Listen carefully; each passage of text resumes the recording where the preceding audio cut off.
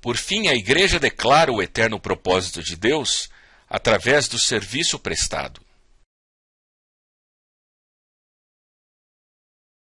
Daniel predisse que no reino dos céus, homens de todas as nações serviriam ao Senhor. O livro de Hebreus, no Novo Testamento, nos ensina que é no reino que servimos a Deus. Veja o que nos fala as Escrituras. Ele recebeu autoridade, glória e o reino. Todos os povos, nações e homens de todas as línguas o adoraram. Seu domínio é um domínio eterno, que não acabará, e seu reino jamais será destruído.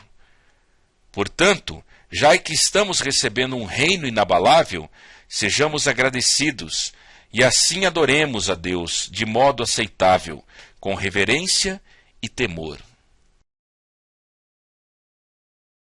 Desde o primeiro século, os cristãos prestam serviço ao Senhor, trabalhando e rendendo culto.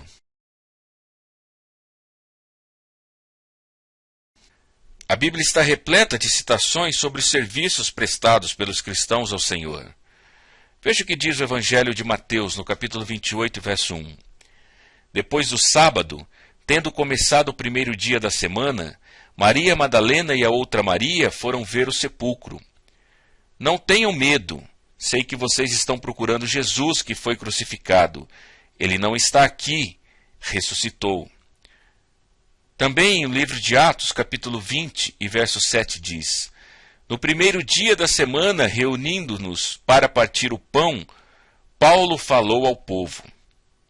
Ainda o escritor do livro de Hebreus, no capítulo 10 e verso 25 diz: Não deixemos de reunir-nos como igreja, segundo o costume de alguns, mas procuremos encorajar-nos uns aos outros, ainda mais quando vocês veem que se aproximam o dia.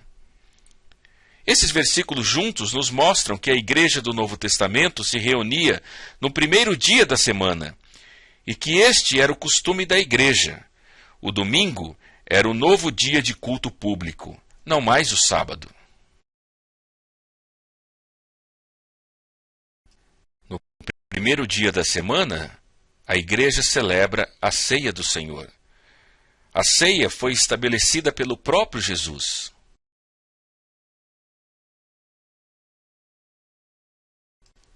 Ainda hoje os cristãos se reúnem com o fim de participar da ceia. O pão representa o corpo de Cristo e o cálice relembra seu sangue. A ceia é feita em memória de Jesus, um momento em que nos lembramos de sua morte e também regozijamos que um dia ele voltará. É o que nos diz o apóstolo Paulo quando escreve sua primeira epístola à igreja em Corinto, capítulo 11, verso 23 a 26.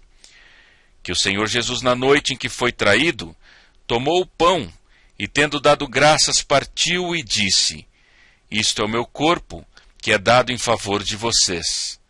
Façam isto em memória de mim. Da mesma forma, depois da ceia, ele tomou o cálice e disse: Este cálice é a nova aliança no meu sangue. Façam isso sempre que o beberem em memória de mim. Porque sempre que comerem deste pão e beberem deste cálice, vocês anunciam a morte do Senhor até que ele venha. As orações também são uma forma de prestar culto ao Senhor.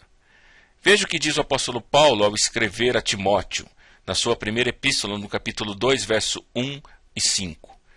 Antes de tudo, recomendo que se façam súplicas, orações, intercessões e ações de graça por todos os homens.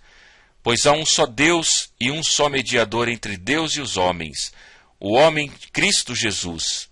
Quero, pois, que os homens orem em todo lugar.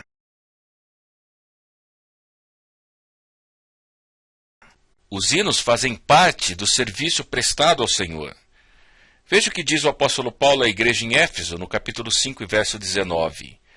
Falando entre si com salmos, hinos e cânticos espirituais, cantando e louvando de coração ao Senhor. A pregação também é outra prática do culto de louvor a Deus. Veja o que o apóstolo Paulo disse a Timóteo em sua segunda epístola, no capítulo 4 e verso 2. Pregue a palavra, esteja preparado a tempo e fora de tempo, repreenda, corrija, exorte com toda paciência e doutrina.